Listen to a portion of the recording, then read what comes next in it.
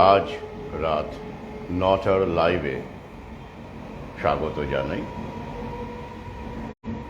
আগেই বলেছিলাম আজকে এক মার্কিন চিকিৎসক,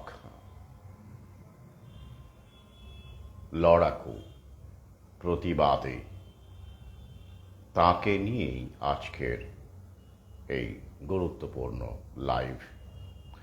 বিস্ফোরক তো বটেই, কারণ যা কাণ্ডকীর্তি এখনও উনি ঘটিয়ে চলেছেন এবং কর্তৃপক্ষ মহাজনী শক্তি যে হারে চটেছেন তার উপরে, তো সেই দিক থেকে দেখতে গেলে অবশ্যই বিস্ফোরক বিষয়। তো সেই বিষয়ে যাওয়ার আগে কিছু গুরুত্বপূর্ণ কথা বলে নিই।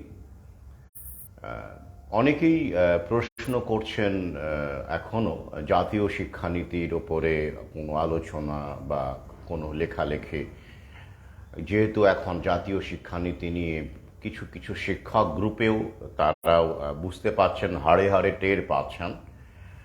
তো যারা প্রশ্ন করছেন তাদের সবিনয়ে জানাই যে অমৃতস্য পত্রা দ্বিতীয় খণ্ডে বহু আগেই 2020 সালেই আমি এই জাতীয় শিক্ষানীতির ওপরে, যেটি এখন বলবৎ করা হচ্ছে, প্রায় 50 পাতার বিশদ আলোচনা, পর্যবেক্ষণ, বিশ্লেষণ সমস্ত দিক থেকে লিখে রেখেছি এবং সেটা দ্বিতীয় খণ্ডে স্থান পেয়েছে। তো এ বিষয়ে আবার নতুন করে বলবার কিছু নেই আসলে।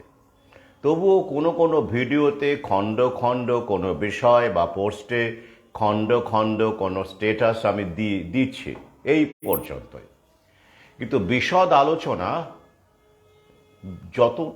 যত রকম দৃষ্টিভঙ্গি দিয়ে করা যেতে পারে আমি কিন্তু যথাসাধ্য করেছি। যারা বইটি পড়েছেন বা এখন নিয়েছেন তারা হয়তো এখনো পড়ে উঠতে পারেননি, বা যারা পড়েছেন তারা আমাকে মেসেঞ্জারে বা হোয়াটসঅ্যাপে তাদের প্রতিক্রিয়া জানিয়েছেন। তাই আমি আবার বলছি, জাতীয় শিক্ষানীতির ওপর বিশদ আলোচনা করা বা লেখার ইচ্ছে আমার আর সত্যি নেই, কারণ বিষয়টি আমার কাছে যথেষ্ট পুরনো।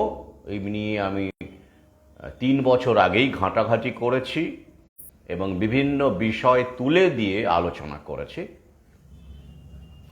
গেল এই বিষয়টি। আরেকটি বিষয়, যে বইটি নিয়ে অনেকেই মেসেজ করেছেন, অমৃতস্য পত্রা দ্বিতীয় খণ্ড, যেখানে এই জাতীয় শিক্ষানীতি তো বটেই, এছাড়াও এই করোনা প্যান্ডেমিক, আহামরি, মহামারী যেভাবেই বলুন, তার উপরে 200 পাতার তথ্যপূর্ণ আলোচনা রয়েছে। তো বইটি বলাই বাহুল্য মানে ব্যাপক চাহিদা রয়েছে, সেটা আমি বুঝতে পারছি মেসেজ দেখে। কিন্তু আমি যে ব্যক্তিগত সিদ্ধান্ত নিয়েছি সেই সিদ্ধান্তের ওপরে দাঁড়িয়েই বলছি আবার, যে যারা আমার সহযোদ্ধা, ফেসবুকে আমার লেখা পড়েন, আমার অন্যান্য বই সংগ্রহ করেছেন, ইউটিউবে আছেন, নিজ নিজ সাধ্যমতো প্রচার করছেন, সচেতন করছেন, তাদেরকেই অগ্রাধিকার আমি দিচ্ছি। আর এই কারণেই বইটি প্রথমে তাদের কাছেই পৌঁছে দেওয়ার চেষ্টা করছে। কারণ এই বইটি নিছক জ্ঞানার্জনের জন্য নয়, সচেতন করার প্রক্রিয়া হিসেবে এই বইটির গুরুত্ব অপরিসীম। কারণ যারা বাস্তব জীবনে প্র্যাকটিক্যালি কাজ করছেন, মানুষকে বোঝানোর চেষ্টা করছেন, তথ্যসূত্র হিসেবে বইটি হাতের কাছে থাকলে যথেষ্ট রকম ফলপ্রসূ হবে, সেটা বিভিন্ন মানুষ তাদের অভিজ্ঞতায় আমাকে জানিয়েছেন। আর এই কারণেই এই সিদ্ধান্ত। তো যারা ইতিমধ্যেই আমি জানিয়েছি, বইটির পশ্চিমবঙ্গের মধ্যে কুরিয়ারের কোনো রকম অতিরিক্ত মাশুল নেওয়া হবে না। পশ্চিমবঙ্গের মধ্যে বইটির যা মূল্য, ছাড় দিয়ে যা মূল্য ধার্য করা হয়েছে, সেই মূল্যটি পশ্চিমবঙ্গের সর্বত্রই কুরিয়ারে নিলেও কিংবা ব্যক্তিগতভাবে সংগ্রহ করলেও একই রকম মূল্য থাকবে। যাই হোক, এটা বইটি আগামী সপ্তাহেই হাতে এসে যাওয়ার কথা। তারপরেই কুরিয়ার করা শুরু হবে। ইতিমধ্যেই বেশ কিছু মানুষ ঠিকানা দিয়ে দিয়েছেন, সেখানে বইটি পৌঁছে দেওয়ার ব্যবস্থা হচ্ছে। যাই হোক, হ্যাঁ, এই প্রসঙ্গে আরও একটি গুরুত্বপূর্ণ বিষয়, যে বিশিষ্ট চিকিৎসককে নিয়ে আমি আলোচনা করতে চলেছি তা সম্পর্কে আমি নিজেও খুব বেশি জানতাম তা নয়, কিন্তু কারণ এই ঘটনাগুলো প্রতিনিয়ত আমাকে রিসার্চ করতে হচ্ছে, রিসার্চ করে বের করতে হচ্ছে, কারণ এই সব ব্যক্তিত্বের খবর, এই সব প্রতিবাদী চিকিৎসকদের খবর মেইন স্ট্রিম মিডিয়ায় পাওয়া যায় না। আপনারা সেটা জানেন, পাওয়া যায় না। এমনকি এদের বিরুদ্ধে কেস হলেও, মামলা হলেও মেইন স্ট্রিম মিডিয়াতে খবর হয় না, ভেতরে ভেতরে হয় সব। কারণ কি, ওই যে মেইন স্ট্রিম মিডিয়াতে এলে আবার মানুষের কাছে আরো বেশি করে পৌঁছে যাবে, কারণ ওরে বাবা, এ তো এমডি ডাক্তার, আমেরিকার একটি প্রদেশের, আইডাহো, সেই স্টেটের নাম আমি আসছি। তো সুতরাং এই মহাজনী শক্তি, মহাজনী প্রভুরা এবং তাদের দালাল মিডিয়া, এরা ইচ্ছে করেই এইসব প্রতিবাদী চিকিৎসকদের নাম উচ্চারণ করেন না মেইন স্ট্রিম মিডিয়াতে, পাছে তারা আরো বেশি প্রচার পেয়ে যান এবং মানুষ সচেতন হন। হ্যাঁ, এরা কেস করে, মিডিয়া লেলিয়ে দেয়, আঞ্চলিক মিডিয়া লেলিয়ে দেয়, আর যদিও বা মেইন স্ট্রিম মিডিয়ায় একটু আধটু আসে, সেটাকে এতই জঘন্য কলঙ্কিত করে সত্যকে বিকৃত করে আনা হয় যে মানুষের মনে খলনায়ক হিসেবে চিত্রিত করার একটা প্রয়াস, প্রোপাগান্ডা আমরা দেখতে পাই।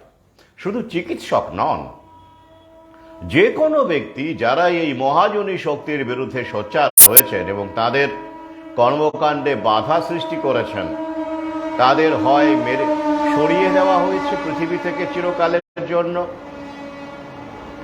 নয় ভিলেন বানানো হয়েছে। এবং শুধু তাই নয়, অনেককে ভিলেন বানানো হয়েছে এবং হত্যা করা হয়েছে।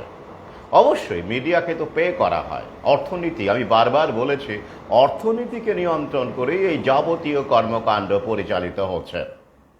এই যেমন সাদ্দাম হোসেন, তাকে প্রথমে খলনায়ক প্রমাণ করা হলো, উনি নাকি টেরোরিস্ট, উনি নাকি প্লুটোনিয়াম রেখেছেন, পারমাণবিক বোমা বানাচ্ছেন, ইত্যাদি ইত্যাদি। সার্চ করে কিচ্ছু পাওয়া গেল না, তা সত্ত্বেও নেটোকে লেলিয়ে দেওয়া হলো। হ্যাঁ, এবং আমেরিকা দাদাগিরি, আমেরিকা তো অ্যাকচুয়ালি দেশের খোলস মাত্র, মহাজনী শক্তি। হ্যাঁ, আক্রমণ করলো, সাদ্দাম হোসেনকে হত্যা করা হলো। হ্যাঁ, একটা লোক দেখানো ট্রায়াল করা হলো, ট্রায়াল করে তাকে হত্যা করা হলো। Give a name a bad dog and hang it. একই রকম ভাবে গাদ্দাফিকেও খলনায়ক বানানো হলো। উনি নাকি সেই বিমান, প্যানামের যে বিমান ধ্বংস করা হয়েছিল, উনি নাকি সেটা তার পেছনে ছিলেন। উনি বিলিয়ন ডলার ক্ষতিপূরণ দিয়ে দিলেন, তা সত্ত্বেও তার খলনায়কত্ব গেল না। তারপরে গাদ্দাফি যেটা করার চেষ্টা করলেন, সেটা হচ্ছে, আফ্রিকান ইউনিয়নের প্রেসিডেন্ট ছিলেন সেই সময়, তিনি নিজস্ব একটা মুদ্রা, দিনার আর কি, নিজস্ব মুদ্রা, স্বর্ণ মুদ্রা, আফ্রিকান ইউনিয়নের একটি নিজস্ব মুদ্রা এবং ব্যাংকিং ব্যবস্থা তৈরি করার চেষ্টা করলেন। ব্যাস, আপনারা তো জানেন মহাজনী শক্তি কখন বেশি খ্যাপে, সবচেয়ে বেশি খ্যাপে যদি কেউ পাল্টা অর্থনীতি তৈরির চেষ্টা করে, অর্থাৎ ব্যাংকিং ব্যবস্থা তৈরির চেষ্টা করে। আপনারাও জানেন সুভাষচন্দ্র এই কারণে এই মহাজনী শক্তির শিকার হয়েছিলেন। কি, উনিও আজাদ হিন্দ ব্যাংক নামে একটি ব্যাংকিং ব্যবস্থা গড়ার চেষ্টা করেছিলেন, মুদ্রাও তো প্রকাশ করেছিলেন। যারা খোঁজ খবর রাখেন তারা জানেন। একইভাবে সাদ্দাম হোসেনেরও সেরকমই ইচ্ছে ছিল এবং উনি তো সমস্ত তেলের লেনদেন ইউরোতে করতে চেয়েছিলেন ডলারের পরিবর্তে, অর্থাৎ সেখানে অর্থনীতি।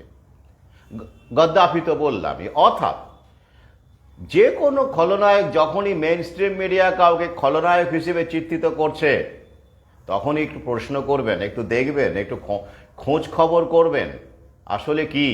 হ্যাঁ, টনি ব্লেয়ার তো পরে আবার কিছুদিন আগেও আবার ইরাক যুদ্ধ ভুল ছিল বলে ছোট্ট করে দুঃখ প্রকাশ করে নেওয়া, তাতে কি হলো? এটা তো ওদের কায়দা জানেন নিশ্চয়ই। আসল উদ্দেশ্য যখন সিদ্ধি হয়ে যায়, যখন ধান্দাবাজিটা সার্থক হয়ে যায়, তখন ছোট্ট করে একটা ক্ষমা চাইলে কি যায় আসে বলুন দেখে? হ্যাঁ, এটাই ওদের ট্যাকটিক্স। তো যাই হোক, তো সুতরাং এই চিকিৎসক যার নাম রায়ান কোল, তিনি প্রথম প্রতিবাদ করেন 2021 সালের আগস্ট মাসে। ভিডিও সার্কুলেট হয়, প্রায় 6 লক্ষ মানুষ সেই ভিডিও দেখে। কিন্তু তখন আমার অমৃতস্বপত্রা দ্বিতীয় খণ্ড বেরিয়ে গেছে, মানে লেখা হয়ে গেছে। অমৃতস্বপত্রা দ্বিতীয় খণ্ড আমি 2020 সালের ডিসেম্বর মাসের মধ্যেই শেষ করে ফেলি। পড়লে অবাক হয়ে যাবেন, বিস্মিত হবেন যে 2020 সালের, আপনারা তো জানেন 2020 24শে মার্চ প্রথম লকডাউন হলো, ফার্স্ট লকডাউন। তো সেই সময় থেকে ডিসেম্বরের মধ্যে আমি অমৃতস্বপত্রা দ্বিতীয় খণ্ডের যে করোনার আর্টিকেলটি ছিল, অন্যান্য আর্টিকেল আগেই লেখা ছিল কম বেশি, কিন্তু করোনার আর্টিকেলটি আমি ডিসেম্বরের মধ্যেই শেষ করি এবং সেটি ফেব্রুয়ারি মাসে প্রকাশিত হয় 2021-এর। অর্থাৎ সেই সময় এই রায়ান কোলের কথা আমার জানার কথা নয়, কারণ তিনি তখনও প্রতিবাদে সোচ্চার হননি। শুধু রায়ান কোল কেন, সাম্প্রতিককালে রবার্ট ম্যালন থেকে শুরু করে, লুচ মন্টেগনিয়ার থেকে শুরু করে অনেক বিজ্ঞানী তখন কিন্তু সরব ছিলেন না। একমাত্র সরব ছিলেন যারা যে কয়েকজন পেয়েছিলাম তাদেরকে, যেমন জুডি মিকোভিটস, এদের নাম, পালেপস্কি, এদের নাম আমি কিন্তু উল্লেখ করেছি এবং আরো কয়েকজনের নাম উল্লেখ করেছি আমার দ্বিতীয় খণ্ডে, অমৃতস্বপত্রা দ্বিতীয় খণ্ডে, তাদের রেফারেন্স দিয়ে, তথ্য দিয়ে। তো কিন্তু এই বিজ্ঞানী অনেকেই, যারা এখন আপনারা যাদের নাম শুনতে পাচ্ছেন, তারা সেই সময় তাদেরকে নিয়ে কোনো খবর হয়নি, অথবা তারা বেশিরভাগই সেই সময় ব্যাপারটা বোঝার চেষ্টা করছিলেন।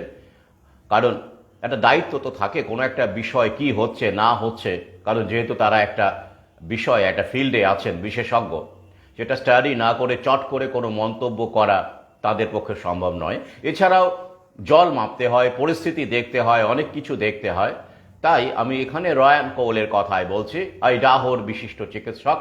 বিশিষ্ট, এখন উনি বিশিষ্ট, তখন কিন্তু তিনি বিশিষ্ট ছিলেন না। মাত্র 20 লক্ষ, 18 লক্ষ, 20 লক্ষ জনবসতি, মানে আমেরিকার 13 নম্বর সবচেয়ে কম জনবসতির পূর্ণ একটি স্টেট আইডাহো, মার্কিন যুক্তরাষ্ট্রের পশ্চিম প্রান্তে। তো সেরকম একটি অখ্যাত, বলতে গেলে বিখ্যাত তো নয় কোনোভাবেই, স্টেটের প্রাকৃতিক পরিবেশ খুব মনোরম, পর্বত সংকুল, পাহাড় আছে, প্রিস্টিন নেচার। সেইখানে থেকে তিনি হঠাৎ করে কেন শিরোনামে চলে এলেন? কেন তার নামে এত এত মামলা চলছে, কেস চলছে? ওয়াশিংটন মেডিকেল এজেন্সি কেন তার বিরুদ্ধে কেস করেছে? শুধু তাই নয়, বিভিন্ন সংবাদপত্রকে দিয়ে কেস করানো হচ্ছে, বিভিন্ন ব্যক্তিকে দিয়ে কেস করানো হচ্ছে, মামলা করানো হচ্ছে। কেন, কি কারণে? হ্যাঁ, তো এই বিষয়গুলো এখন সাম্প্রতিক কালে হইচই সৃষ্টি করেছে। এবং সাম্প্রতিক খবর যেটা আমি আপনাদের লিঙ্ক হিসেবে দেব ফেসবুকে, সেটি 2023-এর জানুয়ারি মাসে। মানে এখন ওকে নিয়ে সরগরম পরিস্থিতি। কেন, কি রকম, কারণটা কি, কোন পরিপ্রেক্ষিতে? কারণটা এটাই যে এই এমডি, ডক্টর অব মেডিসিন, স্বাগত Ashis, doctor of medicine Ryan Cole, তিনি চিকিৎসক অবশ্যই, পাশাপাশি তার একটি ডায়াগনস্টিক সেন্টারও আছে, প্যাথোলজি সেন্টারও আছে, যার নাম কোল ডায়াগনস্টিক্স। তিনি সেটি পরিচালনা করেন তার অধীনে।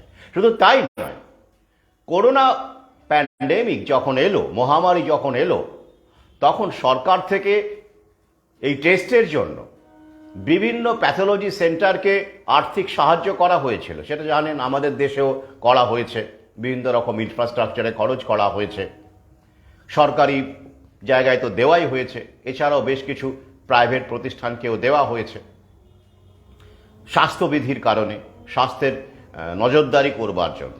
তো সেই সময় কিন্তু রায়ান কোল সেরকম একটি ফান্ড নিয়েছেন বলেও জানা যাচ্ছে।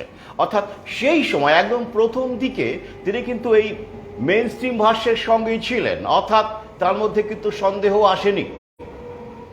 তাহলে তার সন্দেহ কখন এসেছে, কখন তিনি প্রতিবাদী হয়েছেন? যখন তিনি স্টাডি করে হাতে কলমে দেখেছেন প্যাথোলজি সেন্টারে যেসব রোগী আসছে তাদের প্রোফাইল দেখেছেন, হার দেখেছেন, রেট দেখেছেন, তারপরেই তিনি সিদ্ধান্ত নিয়েছেন যে না, এটা যে ভ্যাকসিন, হ্যাঁ, ওনার প্রতিবাদ কিন্তু ভ্যাকসিনের বিরুদ্ধে। কারণ উনি লকডাউনের বিরুদ্ধে পথে কিন্তু নামেননি, সেরকম খবর আমার কাছে নেই। অর্থাৎ প্রথম দিকে অনেক চিকিৎসকের মতোই তিনি বিষয়টি গুরুত্ব সহকারেই নিয়েছিলেন, অর্থাৎ মহামারী সত্যি সত্যি আসছে বা এসেছে। বেশ, কিন্তু তিনি কেন বদলে গেলেন? 2021 আগস্টে তিনি একটি ভিডিও করতে বাধ্য হলেন, যেটি 6 লক্ষ মানুষ দেখে এবং সেটা আরো শেয়ার হয়, অর্থাৎ তার মাধ্যমে আরো অনেক অনেক মানুষ দেখে। কি ছিল সেই ভিডিওতে? তিনি দাবি করেন যে তার প্যাথোলজি সেন্টারে, কোল ডায়াগনস্টিক্সে, ক্যান্সার রোগীর হার যেভাবে আসছে তাতে করে 20 গুণ ক্যান্সার বেড়ে গেছে তার এলাকায়।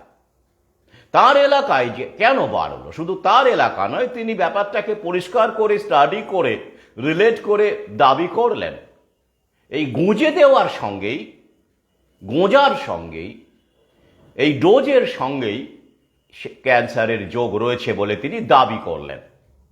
ব্যাস, হই হই হই হই রব পড়ে গেল। তার এই দাবি, যেহেতু তিনি একজন চিকিৎসক, এমডি, এবং তার প্যাথোলজি সেন্টার আছে, অনেক মানুষ সেই সময় যারা তখনও ডোজ নেননি বা দ্বিতীয় ডোজ নেননি, প্রথম ডোজ নিয়েছেন, তারা প্রত্যাখ্যান করলো এই ভ্যাকসিন। কর্তৃপক্ষ নড়েচড়ে উঠলেন, ভিডিওটি ডিলিট করা হলো। বলাই বাহুল্য, ভিডিওটি ডিলিট করা হলো, কিন্তু ততক্ষণে ওই যে 6 লক্ষেরও বেশি মানুষ দেখে ফেলেছে সেই ভিডিওটি, সার্কুলেট হয়েছে, ভাইরাল হয়েছে। হ্যাঁ, ডক্টর রায়ান কোল দাবি করছেন যে তিনি এভাবেই অনেক মানুষকে বাঁচিয়েছেন পার্শ্ব প্রতিক্রিয়া থেকে।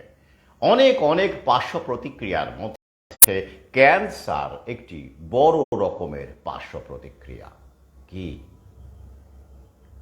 কি ভাবছেন সহযোদ্ধা, পাঠক, বন্ধু? ক্যান্সার।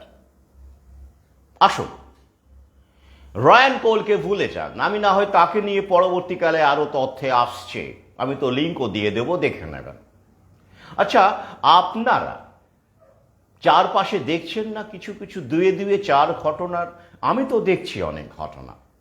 এবং শুধু তাই নয়, আমি রায়ান কোল সম্পর্কে জানবার আগেও এই নিজস্ব পর্যবেক্ষণ সামনে রেখেই, সব কিছুর তো আর লিঙ্ক হয় না, আমি কিন্তু বহুবার ফেসবুকে এবং ইউটিউবে এই ভয়ানক রোগটি যে আসতে পারে এবং ছড়াবে এবং তার জন্য যে এই বস্তুটি দায়ী, বহুবার কিন্তু বলেছি। যারা আমার নিয়মিত পাঠক এবং ইউটিউবে আছেন তারা কিন্তু জানেন।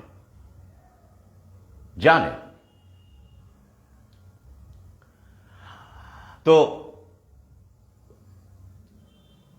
হ্যাঁ, ঋদ্ধিমান অবশ্যই বেশ কিছুটা পরে উপলব্ধি করেছেন, কিন্তু উপলব্ধির সময়টাকে এইভাবে আমরা মনে হয় দাগিয়ে দিতে পারি না। কারণ কি বলতো? কারণ এটাই যে অনেক চিকিৎসক আগে উপলব্ধি করলেও সঙ্গে সঙ্গে তারা প্রতিক্রিয়া ব্যক্ত করতে পারছেন না, কারণ মেডিকেল লাইসেন্স এবং কেসের ভয়, মামলার ভয়, যেটা অ্যান্ড্রিউ ওয়েকফিল্ডের ক্ষেত্রে ঘটেছিল। তোমরা জানো, ওই এমএমআর ভ্যাকসিনের ক্ষেত্রে তিনি যে সব লেখালেখি করেছিলেন ল্যান্সেট পত্রিকায়, এ নিয়ে আমার ভিন্ন ভিডিও আছে, তার ক্ষেত্রে ঘটেছিল। সে কি ভয়ঙ্কর অবস্থা! তো এখান থেকেই অনেক চিকিৎসক সজাগ হয়ে গেছেন, চাচা আপন প্রাণ বাঁচা। হ্যাঁ, বারণটা তাই। তাই আমাদের দেশে দেখবেন দু একজন কতিপয় চিকিৎসক ছাড়া সবাই হোয়াটসঅ্যাপের মধ্যে গুজুর গুজুর গুজুর গুজুর ফুসুর ফুসুর ফুসুর ফুসুর করেন। কেন? মার্জনা করবেন এই ভাষাটি, আসলে এটা আমার হয়তো ব্যবহার করা ঠিক হলো না, কিন্তু আমি বারবার করে বলেছি, মার্কিন মুলুক এবং ইউরোপে যে চিকিৎসকরা পথে নেমে প্রতিবাদ করেছেন, সেই তুলনায় আমাদের এত 150 কোটি প্রায় দেশে কোথায় পেলাম, কোথায় কজনকে পথে নেমে?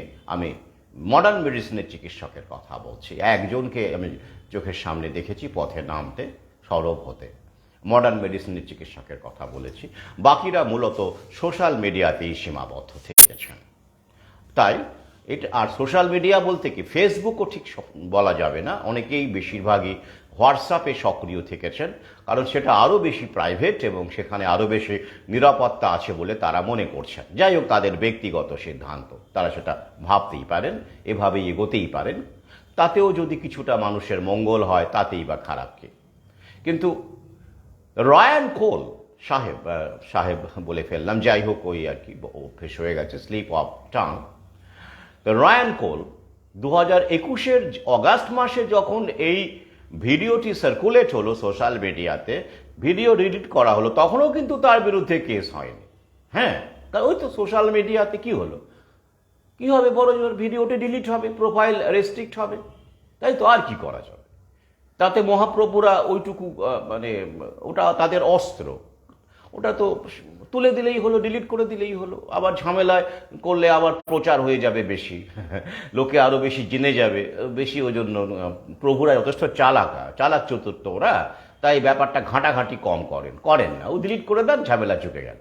প্রোফাইল বন্ধ করে দিলেন, ঝামেলা চুকে গেল। আমরা তো জানি এই কারণে অনেক বিগত এই দু বছর আড়াই বছর ধরে বেশ কিছু চিকিৎসকের profile, Facebook profile, Twitter account, এগুলো সব ডিলিট করে দেওয়া হয়েছে, সেটা তো আমরা জানি, তাই না? তাহলে ডক্টর রায়ান কোল কখন সমস্যায় পড়লেন? পথে নামার পরে। হ্যাঁ, এবার নিশ্চয়ই বুঝতে পারছেন পথে নামাটা চিকিৎসকদের পক্ষে কতটা সমস্যা। এই কারণেই তারা হোয়াটসঅ্যাপের মধ্যেই, টেলিগ্রামের মধ্যেই নিজেদের সীমাবদ্ধ রাখছেন, বা সোশ্যাল মিডিয়ার মধ্যেই নিজেদের সীমাবদ্ধ রাখছেন। কারণ এটাই, যেই আপনি পথে নামছেন, যেমন অ্যান্ড্রিউ ওয়েকফিল্ড পথে নেমেছিলেন, জুডি মিকোভিটস পথে নেমেছিলেন, প্রত্যেককেই হ্যারাস করে আদালতের চক্কর কাটিয়ে কাটিয়ে একটা মারাত্মক পরিস্থিতির দিকে নিয়ে যাওয়ার জায়গা রয়েছে। তাই রথে বসে সমালোচনা করাটাই ভালো, পথে নামলেই কিন্তু বিপদ, সেটা ওরা বারবার করে বুঝিয়ে দিচ্ছে। তাহলে কি হলো, আসুন দেখে নিই। 2022 সালের অ্যান্টি ভ্যাক্সার একটি মার্কিনী, আইডাহোর একটি অ্যান্টি ভ্যাক্সার গ্রুপের আয়োজিত পথসভায় তিনি প্রকাশ্যে বক্তব্য রাখেন এবং এই কথাটি বারবার করে তুলে ধরেন, কি ক্যান্সার বাড়ছে এবং এর জন্য দায়ী হলো এই ডোজ। হ্যাঁ, ব্যাস, তারপরে তার বিরুদ্ধে আইনি প্রক্রিয়া শুরু হয়ে যায়, বিভিন্ন রকম পত্রপত্রিকা তার পিছু নেয়। আসছি এক এক করে। তাহলে এবার প্রশ্ন হচ্ছে যে, আমরা ধরে নিলাম রায়ান কোল সাহেব বা ডক্টর রায়ান কোল তিনি ভুল বলেছেন, ঠিক বলেননি, এটা মিথ্যা, এটা মিস ইনফরমেশন এখানে তাই দাবি করা হচ্ছে। রয়টারকে দিয়ে ফ্যাক্ট চেক করানো হয়েছে, আপনারাও জানেন ফ্যাক্ট চেক করা হয় এখন, সত্যি কথা ওরা যেটা বলবে, ওরা যেটাকে ফ্যাক্ট মনে করবে সেটাই আসলে ফ্যাক্ট, বাকি সমস্ত কনস্পিরেসি থিওরি। ব্যাপারটা এরকম পর্যায়ে দাঁড়িয়ে আছে। তো বাদ দিন, রায়ান কোলকে ভুলে যান। আচ্ছা বলুন তো, ক্যান্সার বাড়ছে কিনা চারপাশে? একটু আগেকার 2019-এ যে হারে আপনি, বা 2018-তেও, তখনও ক্যান্সার অবশ্যই ছিল, তখন হার্ট অ্যাটাকও ছিল, স্ট্রোকও ছিল, সব কিছুই ছিল। কিন্তু সাম্প্রতিককালে একটুখানি খোঁজ খবর চোখ কান খাড়া রাখলে মনে হচ্ছে না কি বাড়ছে? আমার তো মনে হচ্ছে। আমার পরিচিত, আমার রায়ান কোলকে বোঝার দরকার নেই, জানার দরকার নেই। আমার অভিজ্ঞতা, আমি বারবার বলেছি, উইজডমটা অভিজ্ঞতা থেকে আসে, বাস্তব পর্যবেক্ষণ থেকে আসে, বইপত্র পড়লেও হয় না সেটা। আমি নিজের অভিজ্ঞতাতেই বেশ কিছু পরিচিত মানুষের কথা জানি যারা রিকভার করে গিয়েছিলেন এই কর্কট রোগ থেকে, সুস্থ জীবনযাপন করছিলেন। কেউ কেউ চেক আপ করাও বন্ধ করে দিয়েছিলেন, কারো কারো ওই তো কালে ভদ্রে বছরে একবার বা 2 বছরে একবার চেক আপ করতে যেতে হতো। তাদের আবার ফিরে এসেছে, রিল্যাক্স করেছে। কেন? হ্যাঁ, অনেকের ক্ষেত্রেই এমন ঘটেছে, শুধু রিল্যাক্স করেনি, মারাও গেছেন। এবং কম বয়সীদের মধ্যে যেমন হার্ট অ্যাটাক বেড়ে চলেছে, ব্রেন স্ট্রোক বেড়ে চলেছে, তেমন এই ক্যান্সার রোগটিও বেড়ে চলেছে। ঘটনা পাচ্ছি প্রতিদিনই আমি, কোনো না কোনো ঘটনা। আর আমার কাছে তো এসব ঘটনা বেশি আসে, তথ্য বেশি আসে মেসেঞ্জারের মাধ্যমে, হোয়াটসঅ্যাপের মাধ্যমে। সে বিষয়ে তো কোনো সন্দেহ নেই, কারণ আমার সাথে অনেক মানুষের যোগাযোগ আছে। তাহলে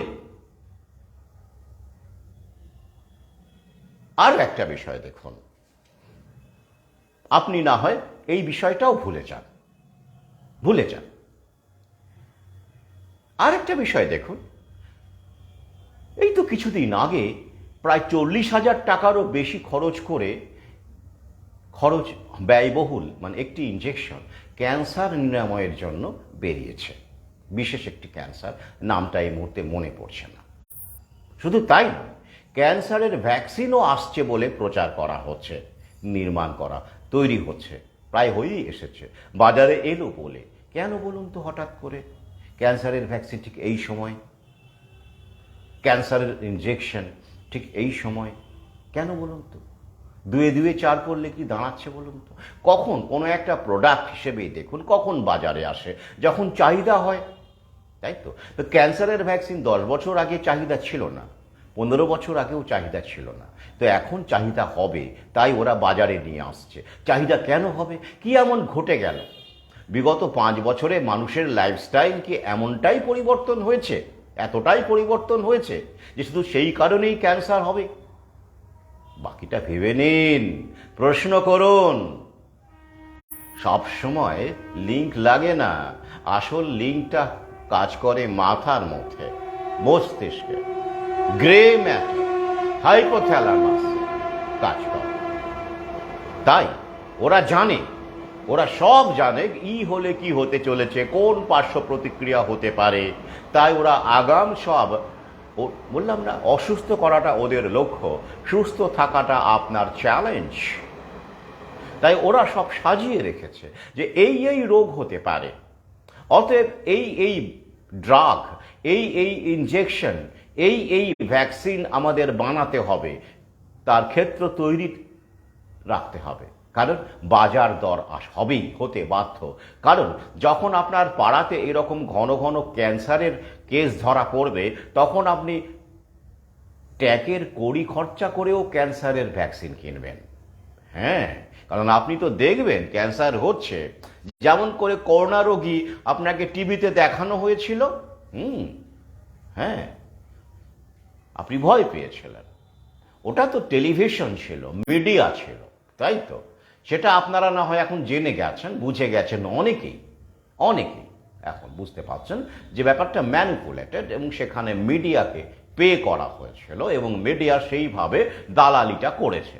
অর্থাৎ ওই রকমভাবে যে মানুষ আর তেমন ভয় পাবে না, সেটা ওরা কিন্তু বুঝেছে। কিন্তু যদি সত্যিকারের ঘটে, আপনি মিডিয়ার পরিবর্তে পাড়াতে যদি দেখেন যে ক্যান্সার বেড়ে যাচ্ছে ঘন ঘন, অনেক মানুষের পটাপট ক্যান্সার ধরা পড়ছে, তখন আপনি কি করবেন? তখন আপনি ক্যান্সারের ভ্যাকসিনের জন্য ঘটি বাটিও বিক্রি করে দেবেন। কি ভাবছেন? সমস্ত কিছু ফ্রি দেবে ওরা, যেটা ফ্রি দেওয়ার সেটা দিয়ে দিয়েছে। সেই ফ্রিটা দেওয়ার ফলে, আপনার শরীরে প্রবেশ করার ফলে এরপরে যা যা ঘটবে তার তার ট্রিটমেন্টের জন্য ফ্রি আপনাকে দেবে না, সেটা ওরা উসুল করে নেবে।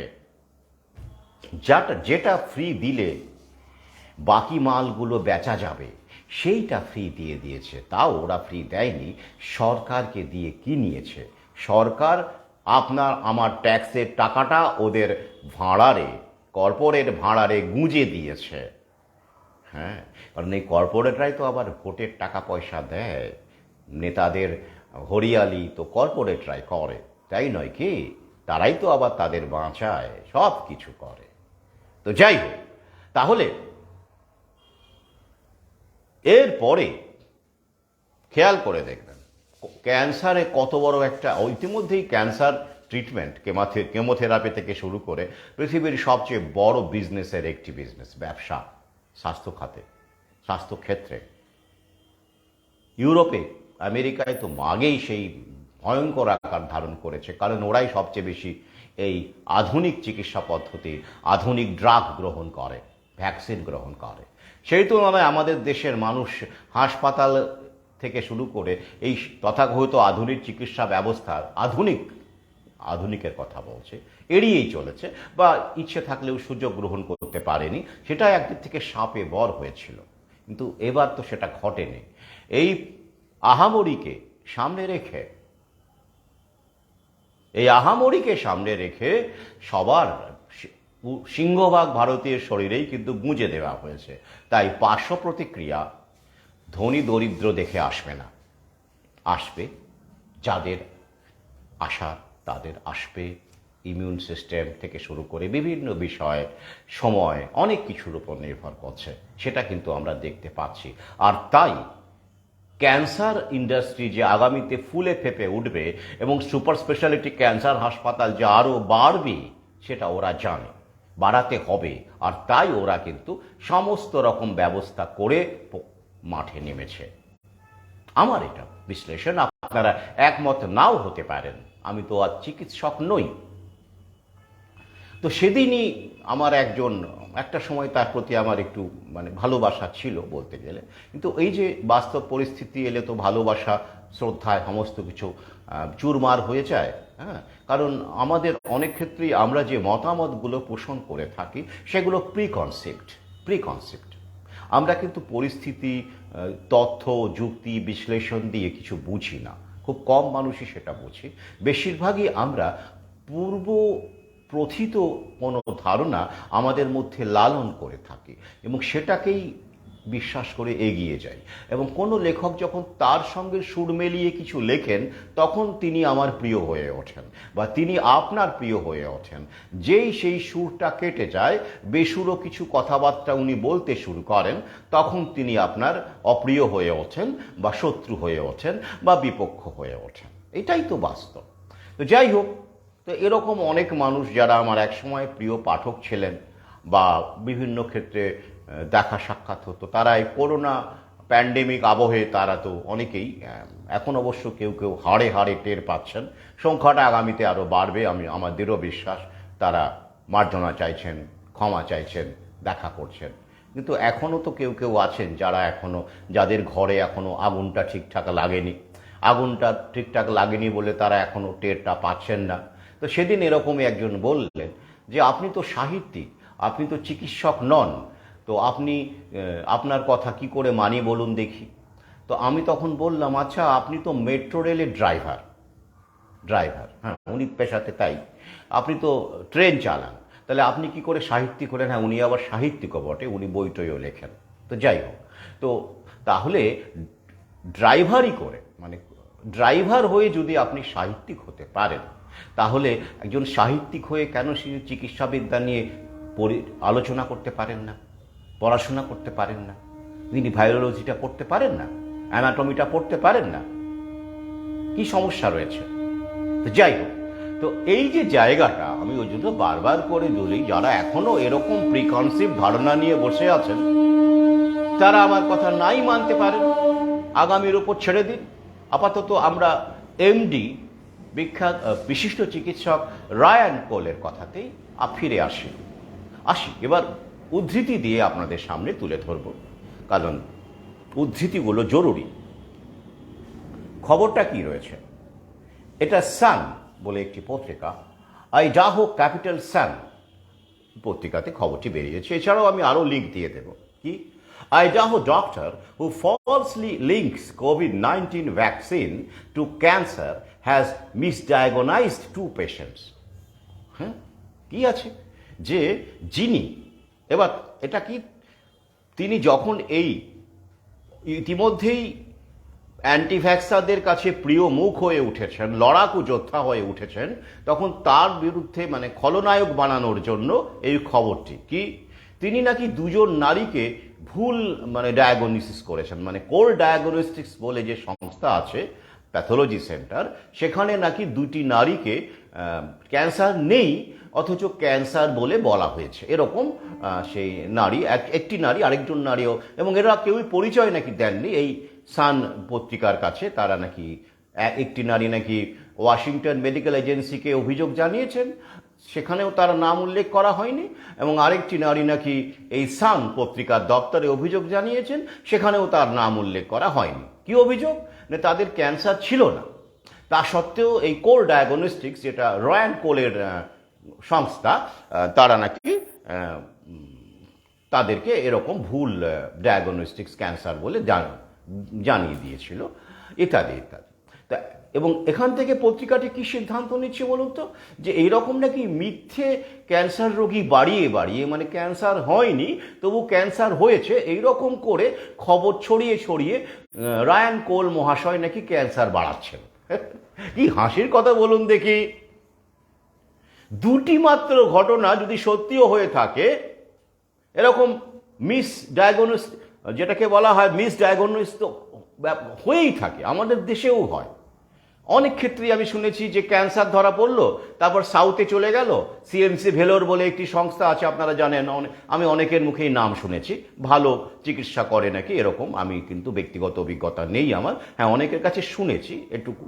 সেখানে গিয়ে নাকি জানা গেল যে সেটা ক্যান্সার ছিলই না, এরকম তো হয়।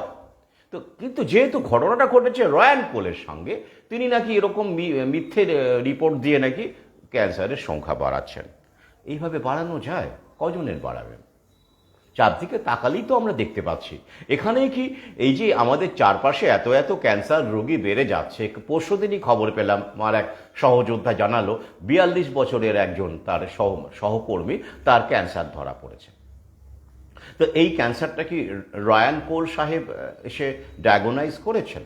মানে উনি ওনার সেন্টার থেকে, প্যাথোলজি ল্যাব থেকে এই রিপোর্টটা এসেছে না তো? তাহলে শুধু তাই নয়, এটা কতটা হাস্যকর অভিযোগ দেখুন। তো এইরকম যদি সত্যি সত্যি ক্যান্সার হয় এবং মানে রোগী বাড়তে থাকে, তাহলে তো এই প্যাথোলজি ল্যাবগুলো লাভ হয়, মুনাফা হয়, তাই নয় কি? এরা তো চাইবে যে আরও অনেক পেশেন্ট আসুক, অনেক রোগী আসুক, অনেক টেস্ট হোক, এদের তো মুনাফা হবে। তাহলে এরা কেন প্রতিবাদ করবে? রায়ান কোল সাহেবের প্যাথোলজি সেন্টার তো এইরকম একটা সুযোগকে লুফে নিতে পারত, লুফে নিয়ে আরও বেশি মুনাফা অর্জনের দিকে যেতে পারত। তা না করে তিনি শুধু এটা স্টাডি করলেন যে 20 গুণ বেড়ে গেল এই গুঁজে দেওয়ার ফলে, এই ডোজ নেওয়ার ফলে 20 গুণ বেড়ে গেল, আর তিনি প্রতিবাদে পথে নেমে পড়লেন। এতে তো ওনার লোকসান হলো, লাভ হলো কোথায়? গোদা মস্তিষ্কে, গোদা মগজে প্রশ্নটা করুন তো নিজেকে, যে এরকম ক্যান্সার বাড়লে, এরকম অসুস্থতা বাড়লে তো চিকিৎসকদের আরো লাভ হয়, মুনাফা হয়, প্যাথোলজি সেন্টারের মুনাফা আকাশ ছুঁয়ে ফেলে। তাহলে তিনি সেটাতে আনন্দিত না হয়ে প্রতিবাদে নেমে পড়লেন। এখান থেকেই বোঝা যাচ্ছে ব্যাপারটা আসলে কি। শুধু খবরটা ফেস ভ্যালু দিয়ে পড়লে হবে না, বিটুইন দ্য লাইন্স পড়তে হবে। আমি বারবার করে বলেছি, গভীরে যান, গভীরে, delve deep।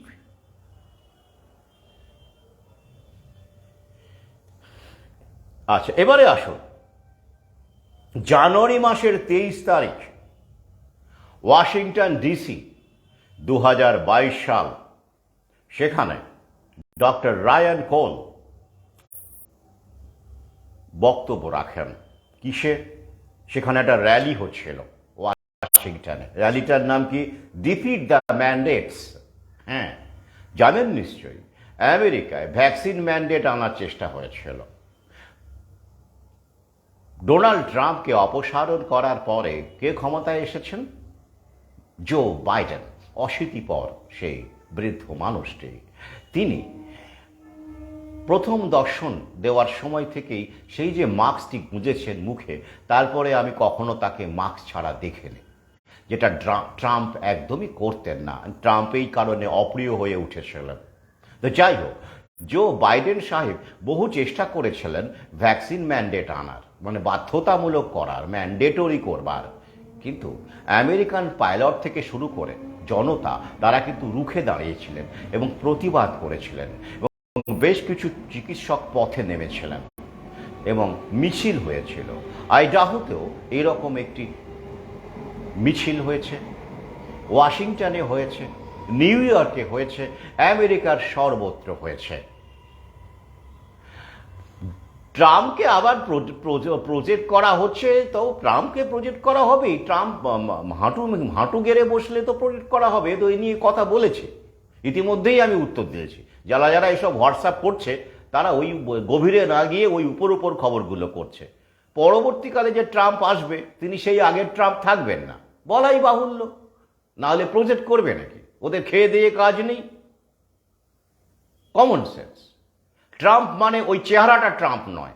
ট্রাম্প মানে আমি যে ট্রাম্পের কথা বলেছি, যে ট্রাম্প করোনাকে সাধারণ ফ্লু বলেছিলেন, যে ট্রাম্প মাস্ক পরতে অস্বীকার করেছিলেন, যে ট্রাম্প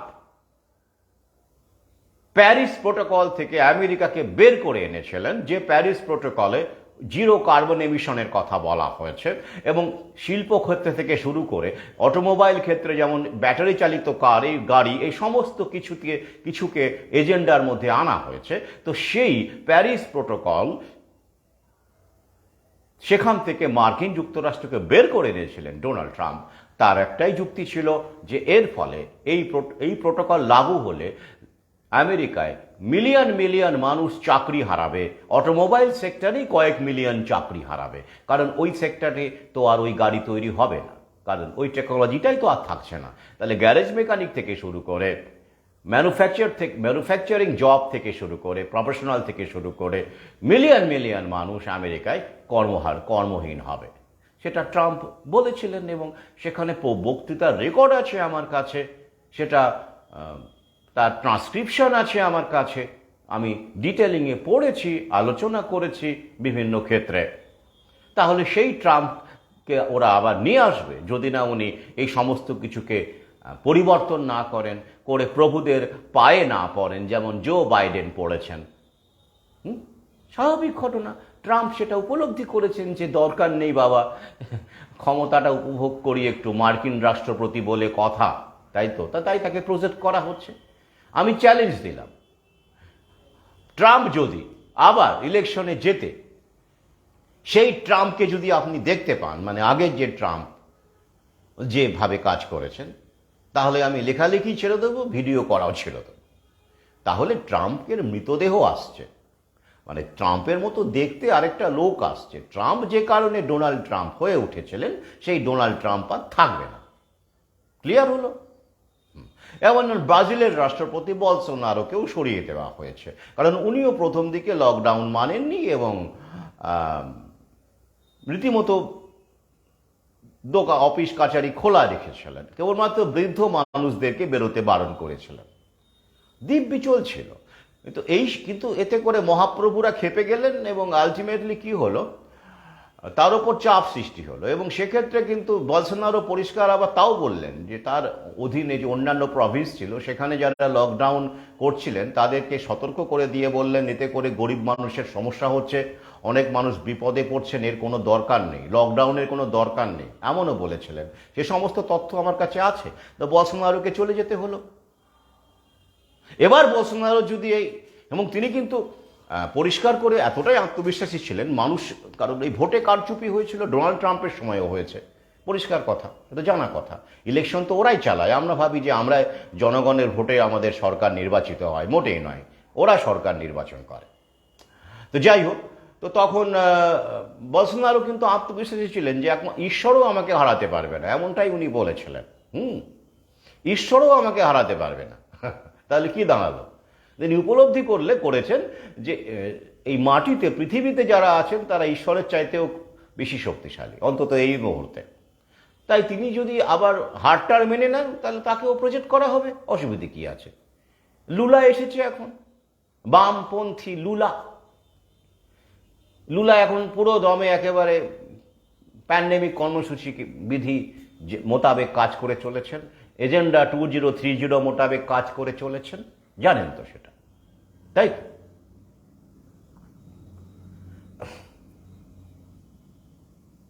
তো সেইখানে এই ডিফিট দ্য ব্যান্ডেজ র্যালিতে ওয়াশিংটন ডিসিতে জানুয়ারি মাসের 23 তারিখে 2022-এ কি বলেছিলেন doctor Ryan Cole? Let doctors be doctors and let us treat patients and save their lives. Don't shackle our hands. We will not comply with your silliness. অর্থাৎ ডাক্তারদের doctor থাকতে দিন, চিকিৎসকদের চিকিৎসক থাকতে দিন, এবং আমাদেরকে চিকিৎসা করতে দিন, রোগীদের জীবন বাঁচাতে দিন। আমাদের হাত বাঁধবেন না। Don't shackle our hands. Will not comply with your silliness. আমরা আপনাদের এই মূর্খামি, পাগলামি, তার সঙ্গে কখনোই একমত হব না, তাকে সমর্থন করব না।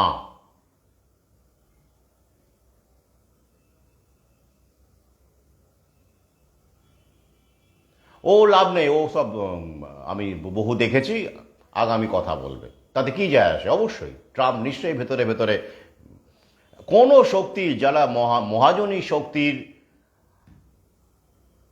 বিরুদ্ধে কাজ করে, তাদের মেইনস্ট্রিম মিডিয়া কখনো প্রমোট করবে না। হ্যাঁ, সোশ্যাল মিডিয়াতে তাদের কমপ্লেন হতে পারে। এই যেমন ধরুন, খুব সহজ করে বলি, আমার পোস্ট, আমার লেখা আপনারা শেয়ার করছেন, করেন, কপি পেস্ট করেন। শুধু আমার নয়, গোটা বিশ্বে এই মুহূর্তে যারা এই লড়াইগুলো লড়ছেন, চিকিৎসক থেকে শুরু করে চিন্তাবিদ, তাদেরকে আপনাদের মতো সহযোদ্ধা, পাঠক, মননশীল মানুষ সাপোর্ট করছেন, ছড়িয়ে দিচ্ছেন, তাই তো? কিন্তু আপনারা কি প্রতিষ্ঠান? আপনারা কি মেইনস্ট্রিম মিডিয়া? না, কখনো না।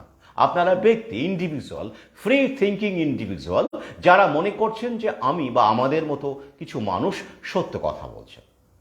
ঠিক আছে, এইবার ধরুন আমাকে কোনো একটা মিডিয়া, মেইনস্ট্রিম মিডিয়া, বাজারি মিডিয়া, তাকে আমাকে ডেকে তাদের ডায়াসে বক্তব্য রাখতে বলল, বা আমাকে প্রচার করতে শুরু করলো, প্রমোট করতে শুরু করলো।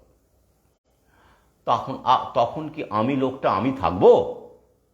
দেখতে শুনতে একই রকম থাকবো, শুনতেও একরকম থাকবো না, মিউ মিউ হয়ে যাবে। মানে এখন যদি হালুম হালুম করি, তখন মিউ মিউ করব। ঠিক আছে? তো সুতরাং এই বিষয়গুলো বোঝার চেষ্টা করুন। হ্যাঁ, সোশ্যাল মিডিয়াতে অবশ্যই আপনারা যেমন করছেন, অনেকেই লেখা শেয়ার করেন, ছড়িয়ে দেন। আমার যতটা পরিচিতি ঘটেছে, বইপত্র বলুন, প্রতিবাদ বলুন, মানুষের সচেতনতা বলুন, সব কিছু তো সোশ্যাল মিডিয়ার মাধ্যমে, তাই নয় কি? তো এই কাজটাকে মেইনস্ট্রিম মিডিয়া করতো? কোনোদিনই করতো না। তাই আমি বারবার করে বলি, যদি মেইনস্ট্রিম মিডিয়ার মঞ্চে, ডায়াসে, টেলিভিশনের পর্দায় আমাকে দেখেন, এই সিস্টেমে মহাজনী প্রভুরা যতক্ষণ টিকে আছে, পৃথিবী কন্ট্রোল করছে, সেই সিস্টেমে যদি দেখেন, তাহলে বুঝবেন আমার মৃত্যু হয়েছে, আমার মতো দেখতে আরেকটা লোক সেখানে গেছে। ঠিক আছে? যাই হোক, তাহলে তিনি কি বলেছিলেন দেখুন, এবার তার কথা তুলে দিই। I have seen a 20 times increase of endometrial cancers over and I see on an annual basis a 20 times increase, not exaggerating at all, Cole said in a video produced by anti-vaccination group Health Freedom Idaho in August 2021. হ্যাঁ, তাহলে তিনি এখানে একটি particular ক্যান্সারের কথা বলছেন, endometrial. Endometrial cancer কি? Endometrium হলো, আপনারা জানেন যে জরায়ু মানে ইউটেরাসের যে লাইনিং বর্ডার লাইনিং যে টিস্যু থাকে, টিস্যু তাকে এন্ডোমেট্রিয়াম বলা হয়। তো সেইখানকার ক্যান্সার হচ্ছে এন্ডোমেট্রিয়াল ক্যান্সার। তো সেটার কথা এখানে বলা হচ্ছে। এছাড়াও তিনি গাইনোকোলজিক্যাল নারী দেহের নারী অঙ্গের আরও বেশ কিছু ক্যান্সারের কথা বলেছেন। এটা কিন্তু 2021 সালের ভিডিও। তো পরবর্তীকালে আরও অনেক ক্যান্সারের সঙ্গে এই ডোজের যোগাযোগ পাওয়া যাচ্ছে বলে উনি দাবি করছেন। উনি একা নন, আরও অনেক চিকিৎসক দাবি করছেন। দুঃখের বিষয়, এদেরকে মিডিয়া সামনে আনছে না এবং এদেরকে কনস্পিরেসি থিওরিস্ট বলে দাগিয়ে দেওয়া হচ্ছে। তাহলে 20 গুণ, it's not a matter of joke. Heart অ্যাটাকই তো আমরা দেখতে পাচ্ছি। মুম্বাইয়ের একটি পত্রিকায় যেটা রিপোর্ট বেরিয়েছিল, 16 গুণ বেড়েছে, 16 টাইমস। তবে আমি কিন্তু আবার কখনো বলছি না যে রায়ান কোলকে বিশ্বাস করুন। আপনারা চারপাশে দেখুন, নজর রাখুন। আমি শুধুমাত্র ভাবানোর জন্য ভিডিওটি করছি এবং তথ্য দিচ্ছি মাত্র। আমাকে গ্রহণ করতে হবে বিনা প্রশ্নে, একবারও বলছি না। ভাবুন এবং চারপাশের দিকে নজর রাখুন।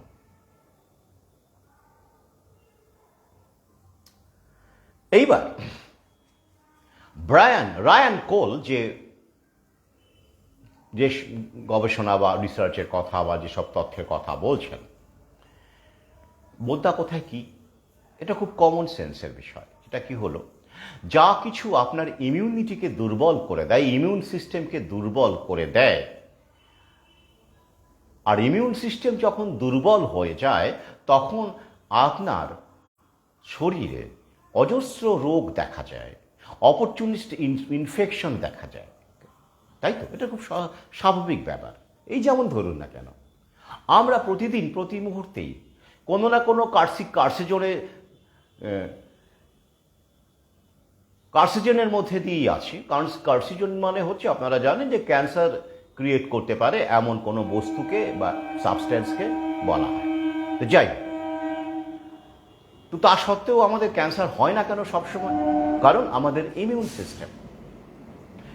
সিস্টেম আমাদেরকে রক্ষা করে, আমাদেরকে প্রতিরক্ষা ব্যবস্থা ইমিউন সিস্টেমের হাতেই রয়েছে। গবেষণা বলছে যে আমাদের শরীরে প্রতিদিনই, প্রতি মিনিটেও হতে পারে কি ক্যান্সার কোষের, ক্যান্সার সেল তৈরির একটা সম্ভাবনা তৈরি হয় আমাদের শরীরে। অর্থাৎ ক্যান্সার হওয়ার সম্ভাবনার দিকে যেতে যেতে আমরা কিন্তু ফিরে আসি। হ্যাঁ, কারণ কি? আমাদের ইমিউন সিস্টেম আমাদেরকে বাঁচিয়ে দেয়। তো এবার এই ইমিউন সিস্টেম যদি দুর্বল হয়ে যায়, ওই সেখান থেকেই দেখবেন ওই যে এইডস, অ্যাকোয়ার্ড ইমিউনোডেফিসিয়েন্সি সিনড্রোম, এইডসের ভ্যাকসিনও কিন্তু আসছে। 2-4 করে নিন। ওইটা কি ভাইরাস, এটা নিয়েও কিন্তু অমৃতস্বপুত্রা 2য় খণ্ডে লিখেছি, এবং এই এইডস ব্যাপারটা আসলে কি সে নিয়েও বেশ কিছু চিকিৎসকের সম্মিলিত চিঠি, তাদের ব্যাখ্যা, তাদের বিশ্লেষণ কিন্তু অমৃতস্বপুত্রা 2য় খণ্ডে রয়েছে। আর তাই ইমিউন সিস্টেম কোলাপস করে গেলেই এইডস হয়। আর এখন এইডস ভ্যাকসিনের ট্রায়াল চলছে, আগামী 2-1 বছরের মধ্যেই এইডস ভ্যাকসিন আসছে। এবার বুঝে নিন, 2-4 করে নিন। ওই যে মাঝে মাঝে আমি বলি না, এখনো কিছুই দেখেননি। আর মেইনস্ট্রিম মিডিয়াও তো বলে ফেলেছে যে আগামী 10 থেকে 15 বছরের মধ্যে বা 2040-এর মধ্যেই ধরে রাখুন যে 40 কোটি মানে জনসংখ্যা কমে যাবে ভারতের। কি করে কমবে? জনসংখ্যা তো বাড়ারই কথা। এত এত কাপল বিয়ে করছে, সন্তান সন্ততি হচ্ছে, তো উল্টে বলছে কমে যাবে 40 কোটি। কেন কমে যাবে? দুয়ে দুয়ে 4 করে নিন, সবই বলে দিতে হবে। Use your grey matter.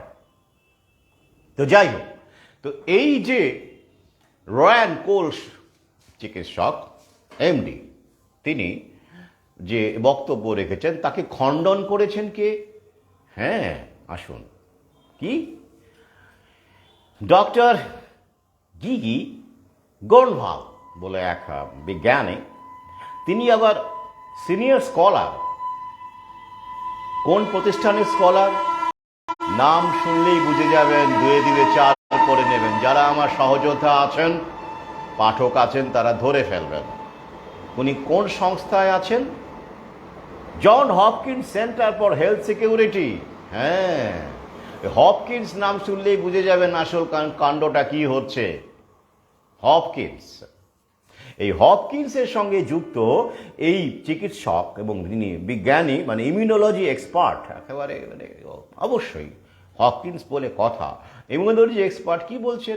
আসল কারণ এটা নয় কি না, যখন করোনা টরোনা প্যান্ডেমিক চলছিল, সেই সময় ক্যান্সার যারা, মানে ক্যান্সারের যারা রোগী টোগী, তারা চেক আপ করাননি। যারা রোগ চেপে রেখেছিলেন, যেই লকডাউনটা উঠে গেল, আবহাওয়াটা, করোনার ভয়টা কেটে গেল, এখন তারা চেক আপ করতে আসছেন, এখন তারা টেস্ট করছেন, আর এই কারণেই নাকি বাড়ছে, মানে ক্যান্সারের ঘটনাটা বাড়ছে, রেটটা বেড়ে গেছে। এতদিন তারা চেক আপে আসেননি, টেস্ট পেস করেননি, ঘরের মধ্যেই ছিলেন, এখন ওরা করছেন, তাই বেড়ে গেছে। আসলে এর সঙ্গে ডোজের কোনো যোগাযোগ নেই। রায়ান কোল সাহেব ভুলভাল কথা বলছেন, এরকম বিবৃতি দিয়েছেন এই Hopkins, John Hopkins Center for Health সিকিউরিটির। এবং তিনি কোথায় এই বক্তব্য রেখেছেন? Reuters in an article fact checking the claims. Reuters জানেন তো, ফ্যাক্ট চেকিং করছে পৃথিবীর সবচেয়ে বড় সংবাদ এজেন্সি, সেটাও সবচেয়ে বড় দালাল। হ্যাঁ, ওরা তৈরি করে রাখে সমস্ত কিছু, সব কিছু, মিডিয়া, নিউজ পেপার, সমস্ত কিছুকে ওরা তৈরি করে রাখে। কোথায় যাবেন? হ্যাঁ, চক্রব্যূহের দিন রাত্রির মধ্যেই তো আমাদের জীবন কেটে যাচ্ছে। তো যাই হোক, তো সেখানে উনি বলছেন যে এরকম বিবৃতি দিয়েছেন। তাহলে আমি হপকিন্স বললে কেন এরকমভাবে প্রতিক্রিয়া দেখালাম বলুন তো? মনে পড়ে, একটু অতীতে যান, তাহলেই বুঝতে পারবেন। অতীতে গেলে দেখবেন হপকিন্স ইউনিভার্সিটি একটি উজ্জ্বল নাম। কে? মানে হপকিন্স কলেজ হিসেবে যার আত্মপ্রকাশ কে করে প্রতিষ্ঠা করেছিলেন? স্যামুয়েল অসলার নামক এক সত্যিকারের চিকিৎসক এবং বিজ্ঞানী। উইলিয়াম অসলার। এবং অসলার সাহেব কি বলেছিলেন? যে, যাই হোক, সারনেমটা আমার নিশ্চিতভাবে মনে আছে, অসলার। তো তিনি কি বলেছিলেন? যে চিকিৎসকের প্রধান কর্তব্য হল মানুষকে বোঝানো তারা যেন ওষুধ না খান। হ্যাঁ, the foremost duty of a physician to teach the masses not to take medicine at all.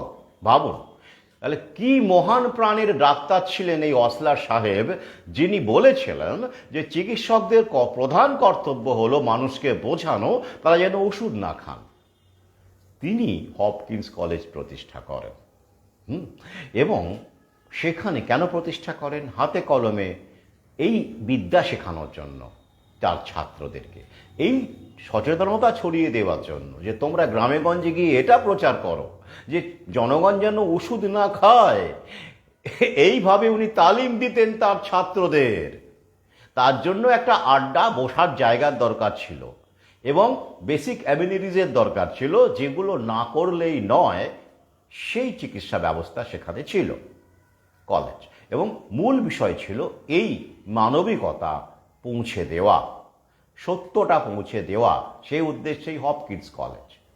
পরবর্তীকালে সেটাই হপকিন্স ইউনিভার্সিটি হয়ে গেল, মহাজনদের খপ্পরে পড়ে গেল। হ্যাঁ, আচ্ছা বলুন দেখি, রবি ঠাকুরের বিশ্বভারতী এখনকার বিশ্বভারতী কি এক আছে? আছে কি? পাগলেও বলবে না।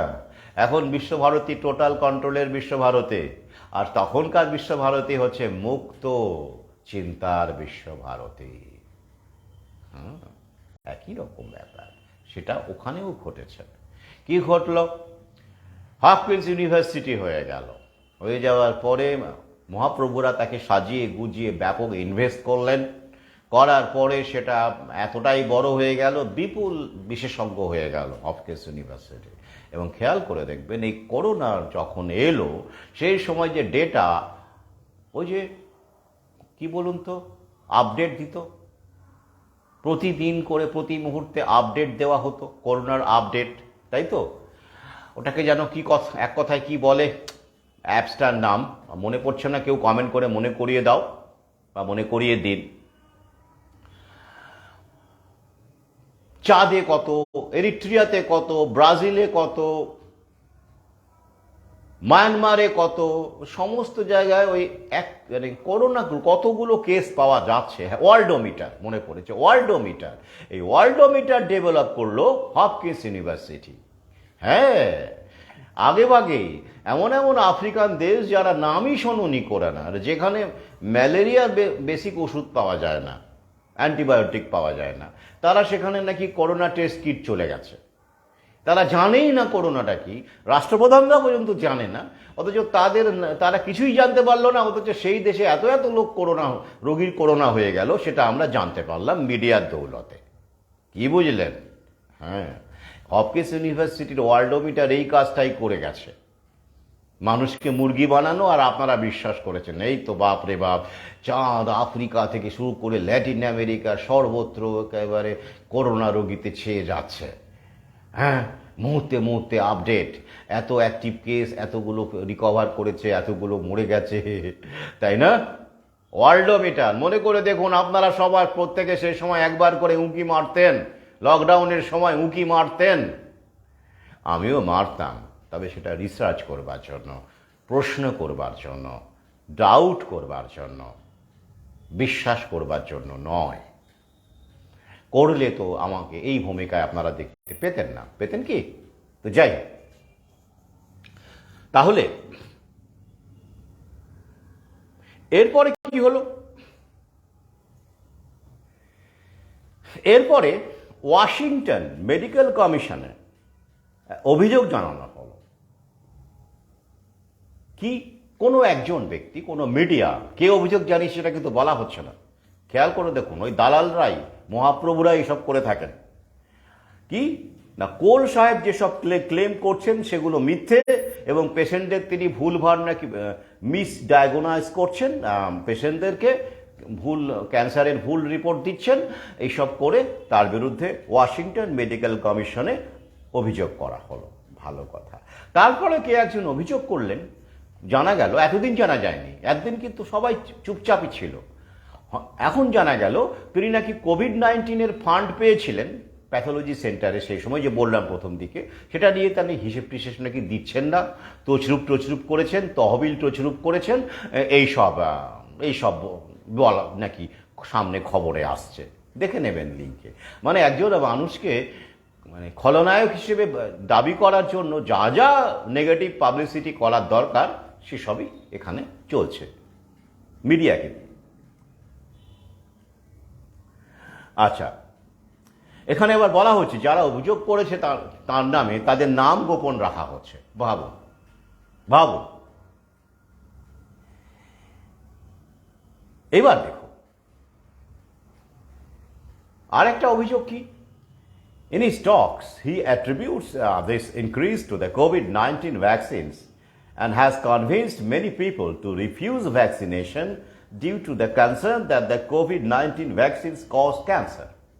হ্যাঁ, কি বলেছেন? আরেকটা অভিযোগ কি কেউ জানিয়েছে, তার নাম বলা হচ্ছে না, যে এই চিকিৎসক তার ভিডিওর মাধ্যমে, কথাবার্তার মাধ্যমে, পাবলিক স্পিচের মাধ্যমে এমন এমন কিছু বলেছেন যাতে করে মানুষকে তিনি বোঝাতে পেরেছেন যে করোনা ভ্যাকসিনের সঙ্গে এই ক্যান্সারের যোগ আছে, আর তাই অনেক মানুষ এই ভ্যাকসিন নেয়নি। এতে করে পাবলিক পাবলিক হেলথের ক্ষতি হয়েছে, কারণ অনেক মানুষ নেয়নি, মানে তারা তো করোনার মতো একটা বিপজ্জনক জায়গায় আবার তাদের করোনা হতে পারে।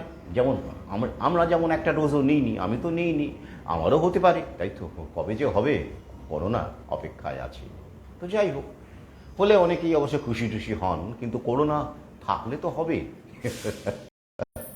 থাকলে তো হবে, মানে যেটা টের পাওয়া উপসর্গহীন তো না, হয়ে গেছে হয়তো টের পাইনি, হয়তো 10-12 বার আমার হয়ে গেছে টের পাইনি, উপসর্গহীন।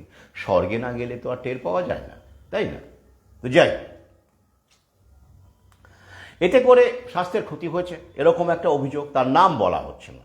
আচ্ছা, আবার কি বলা হচ্ছে, the complaint suggested that licensing board investigate whether Cole was either intentionally or subconsciously delivering the wrong diagnosis on cancer screenings in service of his claims about vaccinations and cancer. The Commission has received several complaints about Cole's conduct and is investigating them, as the Sun reported last year. সান বলে একটা পত্রিকাকে লেলিয়ে দেওয়া হয়েছে, আইডাহোর একটি পত্রিকা, main stream, সেখানকার main stream পত্রিকা লেলিয়ে দেওয়া হয়েছে। কিন্তু এবং সেক্ষেত্রে সেই পত্রিকার সম্পাদক তার সঙ্গে কথা বলতে চান রায়ান কোলের সাথে, এবং তিনি প্রথম দিকে যথেষ্ট ঠিকঠাক রেসপন্ড করেন। তো তারপরেও যখন তাকে তার কথায় গুরুত্ব না দিয়ে বারবার করে বিরক্ত করা হচ্ছিল, তখন তিনি খুব ভালো কাজ একটি করেছেন। তিনি তার অ্যাটর্নি স্টিভেন বিস, হ্যাঁ, ওখানে কিন্তু লড়ার উকিল পাওয়া যায়, জানেন তো, আমাদের দেশে এখনো কতিপয় ছাড়া উকিল পাওয়া যায় না। মানে এই ব্যাপারটাকে, এই যে মানুষ যারা এইসব চিকিৎসকের পক্ষে লড়া, প্রতিবাদীদের পক্ষে দাঁড়ানো অ্যাটর্নি, অ্যাডভোকেট ইউরোপে যথেষ্ট সংখ্যায় পাওয়া যায়, আমেরিকায় যথেষ্ট সংখ্যায় পাওয়া যায়। তো সেই স্টিভেন বিসকে তিনি রেফার করে দেন যে ওনার সঙ্গে কথা বলুন, আমার কথা উনিই বলবেন আমার হয়ে। ব্যাস, পত্রিকা চুপ, কিছু করার নেই, কারণ আইনত এটা করাই চায়। তো যাই হোক, এরপরে আরো কিছু অভিযোগ ওই যে তার বিরুদ্ধে এসেছে, আপনারা নিজেরাই বুঝতে পারবেন। যখনই তিনি পথে নেমেছেন তখনই কিন্তু অভিযোগগুলো এসেছে, তার আগে কিন্তু অভিযোগগুলো আসেনি। তিনি যেইমাত্র তিনি এই ভ্যাকসিনের বিরুদ্ধে সোচ্চার হয়েছেন এবং পথে নেমেছেন, তখনই অভিযোগগুলো এসেছে কি না তার কথার উপর ভিত্তি করে কোনো নারী নাকি, তার নাম বলা হচ্ছে না, কোনো নারী নাকি তার অপারেশন করেন এবং রিপ্রোডাক্টিভ অর্গানসগুলো সব রিমুভ করা হয়। তারপরে নাকি কোনো এক প্যাথোলজি সেন্টার, মানে মহাপ্রভুদের কোনো প্রিয় প্যাথোলজি সেন্টারে, সেখানে নাকি সেই অঙ্গ প্রত্যঙ্গগুলো নাকি স্ক্রিনিং করা হয়, করার পর দেখা যায় যে তার ক্যান্সারই নাকি ছিল না। ভাবুন কীরকম মারাত্মক একখানা ভুল, মানে কোল্ড ডায়াগনস্টিক্স করে ফেলেছে, তাই নয় কি? ক্যান্সার হয়নি অথচ ক্যান্সার বলে দিয়েছে, আর অপারেশন করেছেন আরেকজন। তো তিনি নাকি কোল্ড ডায়াগনস্টিক্সের রিপোর্টটাকে সঠিক বলে মনে করেছেন, তিনি পাল্টা মানে ইনভেস্টিগেট করেননি, সেটাকেই সঠিক মনে করে সরল বিশ্বাসে তার সমস্ত রিপ্রোডাক্টিভ অর্গান সরিয়ে মহিলাটির বাদ দিয়ে দিয়েছেন।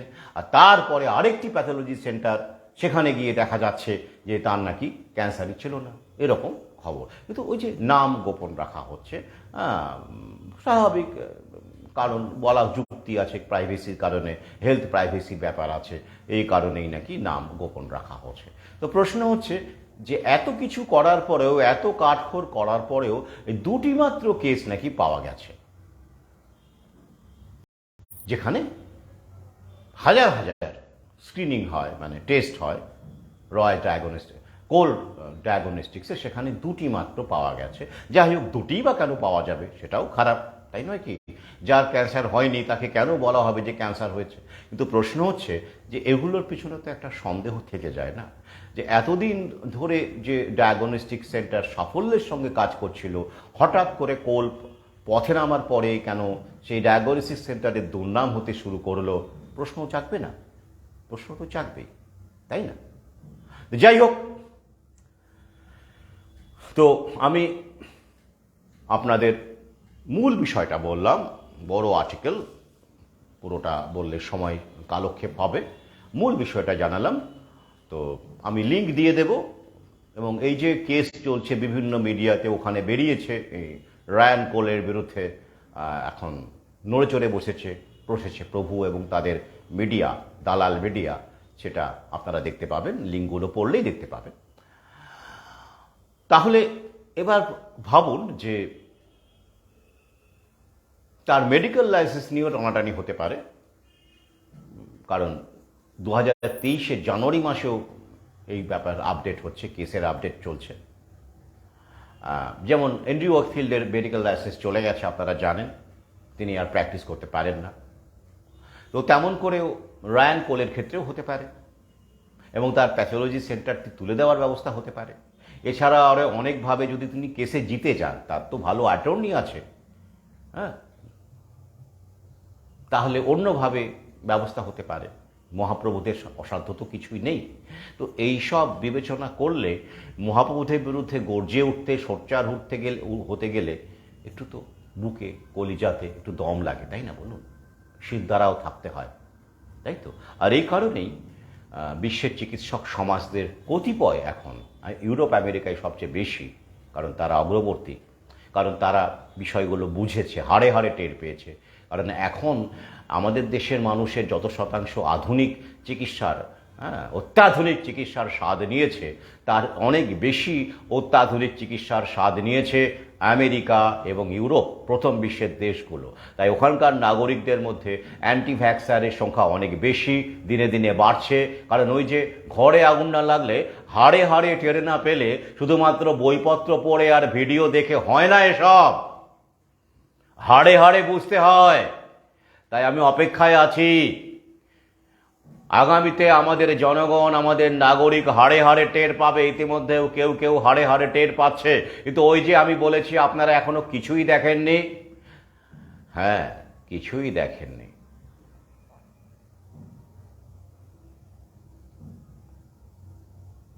আগামীতে দেখবেন, অনেক কিছু দেখবেন, শুধুমাত্র স্বাস্থ্যক্ষেত্রে নয়, শিক্ষা, রাজনীতি, অর্থনীতি, সংস্কৃতি, সব কিছুতে দেখবেন, যেটা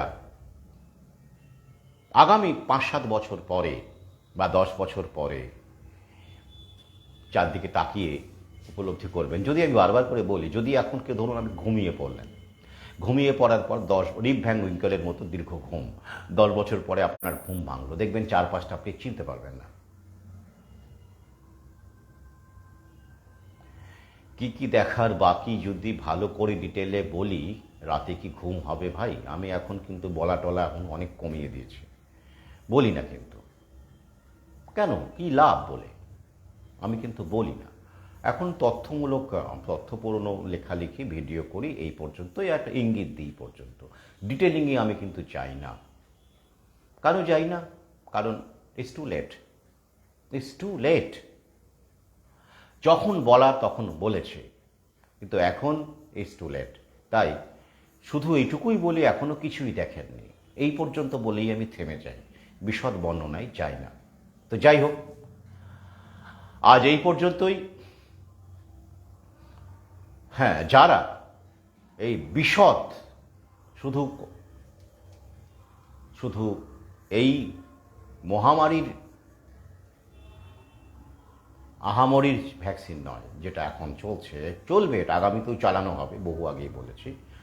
আগে যেসব যত সব ভ্যাকসিন এসেছে, সোয়াইন ফ্লু ভ্যাকসিন থেকে শুরু করে তার কি কি সাইড এফেক্ট, গোটা ইউরোপ ভুগেছে, কত ক্ষতিপূরণ দেওয়া হয়েছে, এখনও কত কত মানুষ ভুগছে, আগামীতে ভুগবে, এখনও কি কি প্রোগ্রাম কর্মসূচি আছে ওদের, WTO কি করছে, ওয়ার্ল্ড ব্যাংক কি করছে, কত হারে সুদ দিচ্ছে, কেন দিচ্ছে, কিভাবে কন্ট্রোল করছে, ওয়ার্ল্ড ইকোনমিক ফোরামের কাজ কি, ক্লজ সোয়াব ফোর্থ ইন্ডাস্ট্রিয়াল রেভলিউশন কেন লিখেছেন, কোভিড-19 এ গ্রেট রিসেট কেন লিখেছেন, সেই অনুযায়ী পৃথিবীকে কেন পরিচালিত করা হচ্ছে, এসব বিষয়ে বিস্তারিত আলোচনা বহু আগেই আমি করেছি অমৃতস্য পত্রা 2য় খণ্ডে, যেগুলো এখন ঘটছে।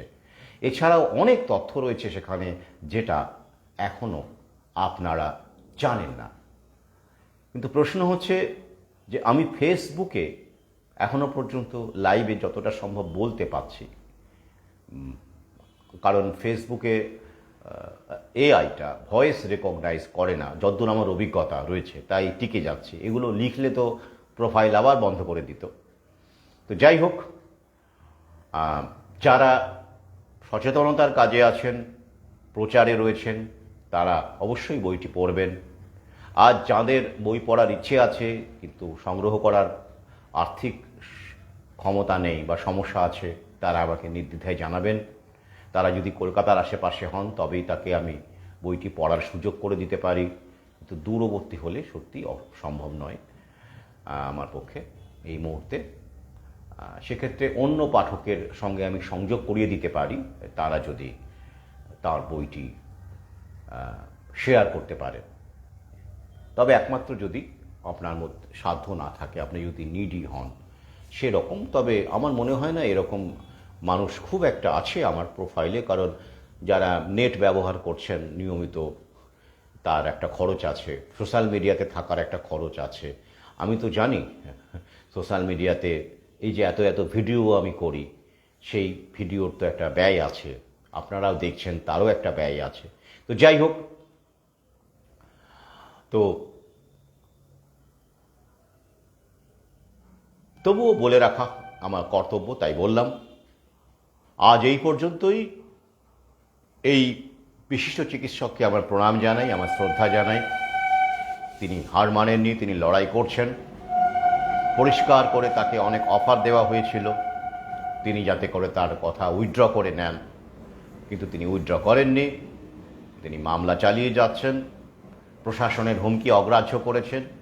একটির পর একটি পাবলিক র্যালিতে উনি এখনও উপস্থিত হচ্ছেন, বক্তব্য রাখছেন। হ্যাঁ, আপনাদের জানাই আরেকটা তথ্য, এখনও কিন্তু ইউরোপ এবং আমেরিকার বিভিন্ন অঞ্চলে অ্যান্টি ভ্যাক্সারদের র্যালি, মিছিল, প্রতিবাদ বেরোচ্ছে। কারণ ওরা জানে ব্যাপারটা চালিয়ে যেতে হবে, থামলে চলবে না, জানান দিতে হবে কর্তৃপক্ষকে। কিন্তু আমরা সেটা পারিনি। আমরা তৃতীয় বিশ্বের দেশ, সব কিছুতেই প্রতিবাদেও তৃতীয় বলবো না, আরও শেষের দিকে, চিন্তা ভাবনা থেকে শুরু করে ওরা একটা খুব একটা, যদিও এই ধরনের প্যাটার্নে আমার আপত্তি আছে।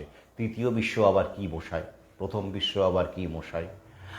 কিন্তু যত দেখছি উপলব্ধি হচ্ছে এটাই যে আমরা না চাইলেও থার্ড গ্রেড হয়ে গেছে চিন্তায়, ভাবনায়, মিমে, বিনোদনে আছি।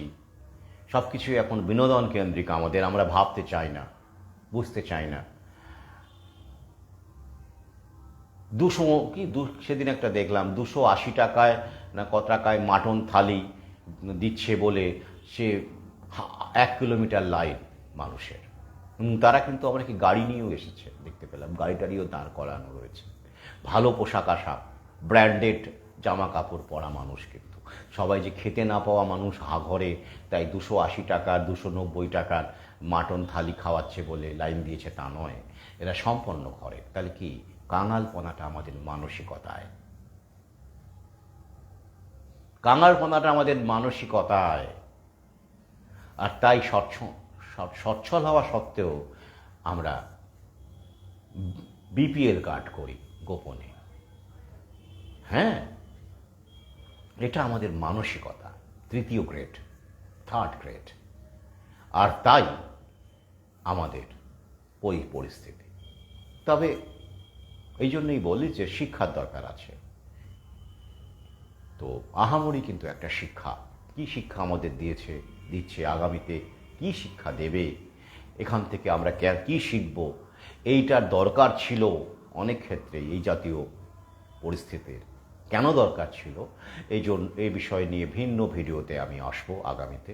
আজ এই পর্যন্তই। ভালো থাকবেন, সম্ভব হলে ছড়িয়ে দিন। এমন মানুষের কথা, এমন চিকিৎসকের কথা আরও বেশি করে মানুষের জানা দরকার। এরাই তো প্রকৃত চিকিৎসক, যারা অর্থ উপার্জনের মাধ্যম হিসেবে চিকিৎসাবিদ্যাকে দেখেননি, যারা মনে করেন চিকিৎসাবিদ্যা মানুষের জন্য, মানুষের হিতের জন্য, মানুষের কল্যাণের জন্য। তাঁদের মধ্যে অন্যতম একজন হলেন ডক্টর রায়ান কোল, এমডি, আইডাহো। আসুন তাকে প্রণাম করি, তাকে সম্মান জানাই।